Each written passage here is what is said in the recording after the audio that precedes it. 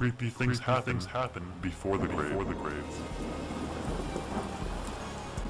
Good night, everyone. Good night, everyone. The new Winchester movie is based on a true story of Sarah Winchester.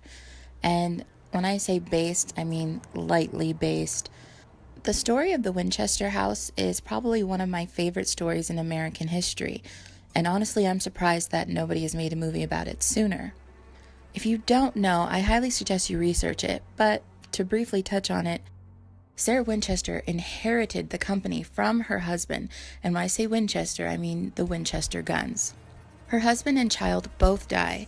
During the late 1800s, spiritualism was very popular, and Sarah got really into it. It was pretty normal to invite psychics, mediums, spiritualists to your house and hold seances.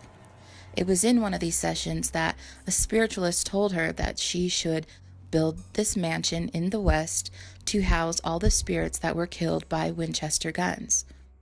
It's also rumored that the spiritualist told her if she ever stopped building on the mansion that she would die shortly after. Was this true? I'm not sure. She died and construction stopped. Coincidence? Maybe. She also was pretty old. This movie was produced by Lionsgate Films and directed by the Spyrig brothers? I don't know. They're the same people who brought you the new Jigsaw movie, and Lionsgate are also the ones that produced Boo 2, A Medea Halloween, so that's there.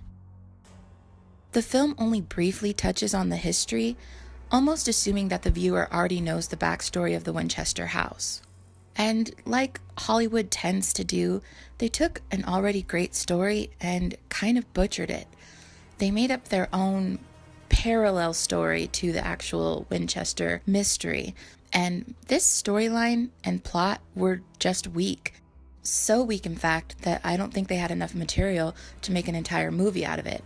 So, to combat that, they have very long scenes of pointless dialogue, sprinkled with jump scares and a few creepy things.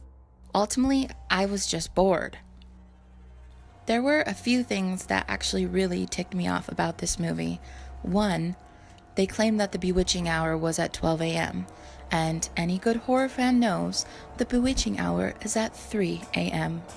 Also, being an editor myself, I noticed some very lazy editing, like repeated B-roll scenes, which is just terrible producing, lazy editing. I don't know who was in charge of that, but whoever it was, you probably should be fired. I will say that this movie wasn't terrible, but it also really wasn't very good. I'm not including any spoilers in this because it might be worth a weekend Redbox dollar rental, but ultimately, you should save your theater money and go see something else. P.S.